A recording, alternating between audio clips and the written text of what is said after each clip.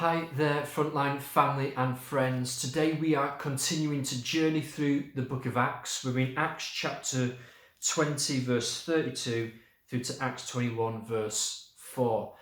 And we're continuing to see this roller coaster life of Paul and the early apostles, a life of breakthrough and battle, of persecution and power, as Paul is retracing his steps back to Jerusalem, and he's strengthening the churches that he planted in his first and second missionary journeys as he retraces his steps back to Jerusalem.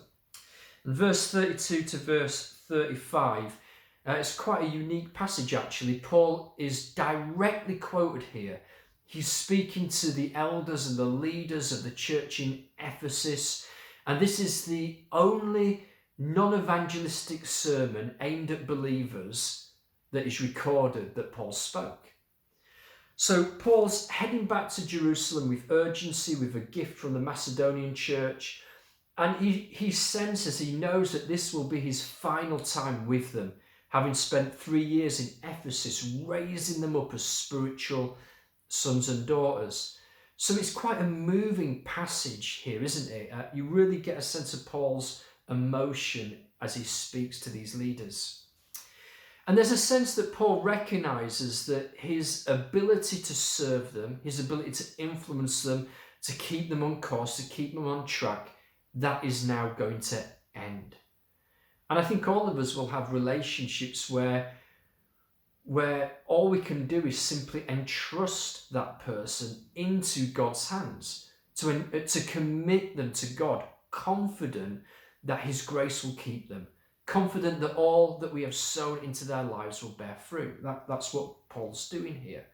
Paul commits them, in his final words, to the word of God's grace. He commits them to the gospel of grace.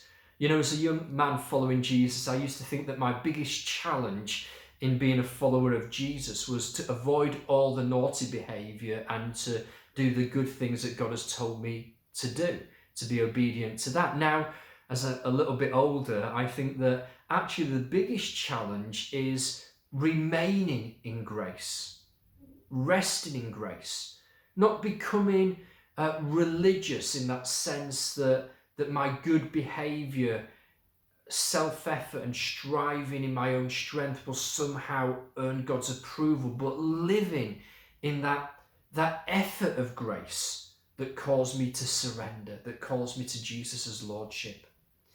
Paul says that this grace, it can build us up.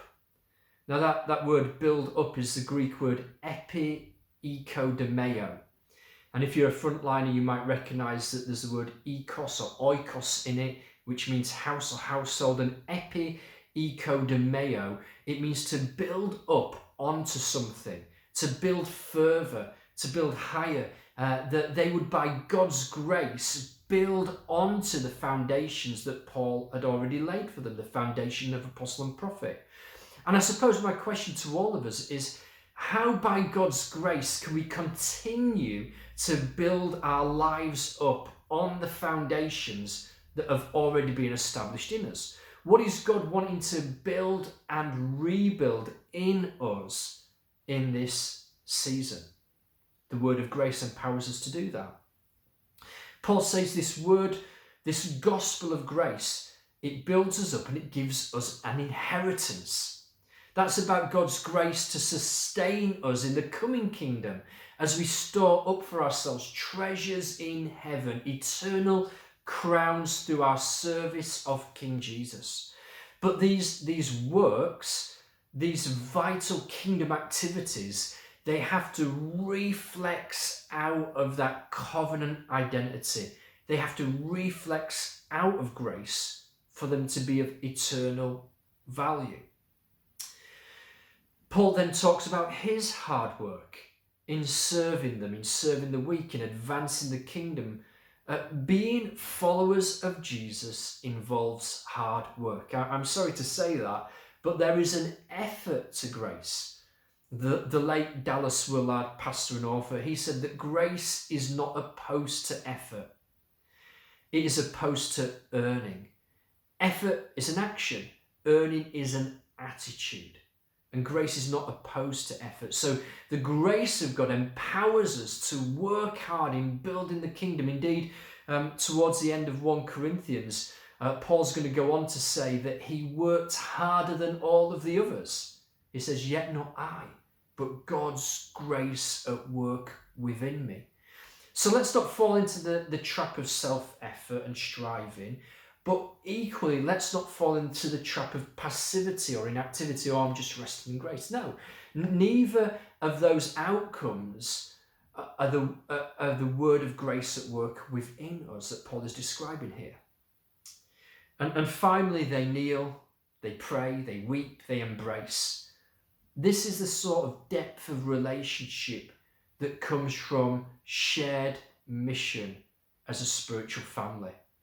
And I'd really encourage you today to take a minute to think about how you can invest in those sorts of relationships, ones that have a shared mission. But for Paul, for Luke, and ultimately, they still went. They still set sail as they continued their journey advancing the kingdom. So let's prioritize that mission today, and let's enjoy the relationships that are nurtured through it.